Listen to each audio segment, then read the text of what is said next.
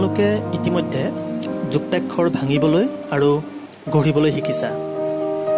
তোমালোকে মন কৰিছা যে যুক্তাক্ষৰটো গঠন কৰোঁতে যি যি বৰ্ণ বা আখৰ ব্যৱহাৰ কৰা হয় সেইকেইটা আখৰে গঠন হোৱা যুক্তাক্ষৰটোত দেখা যায়। যেনে দন্ত্য ন যোগ দন্ত্য ত সমান দন্ত্য নত্যন্ত।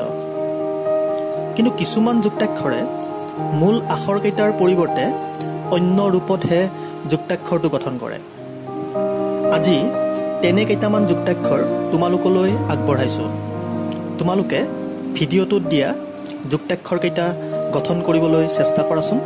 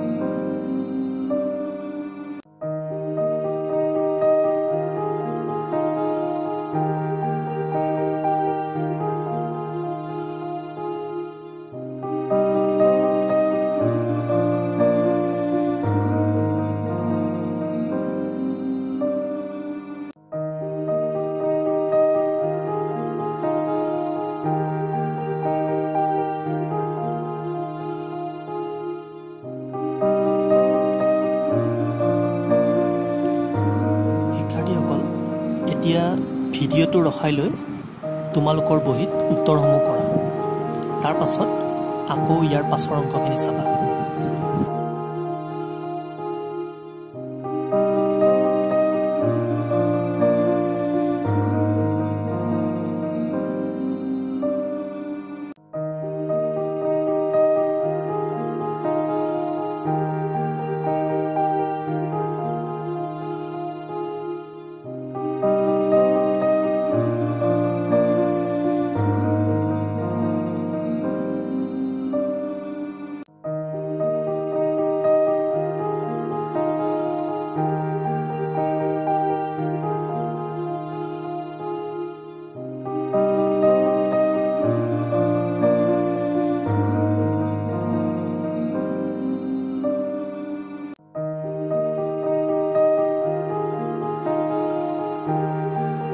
তোমালোকৰ কোনে কোনে আটাইকেইটা শুদ্ধকৈ কৰিলা আমাক জনাবাচোন।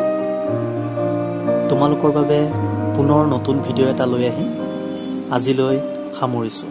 তোমালোক কুশলে থাকা।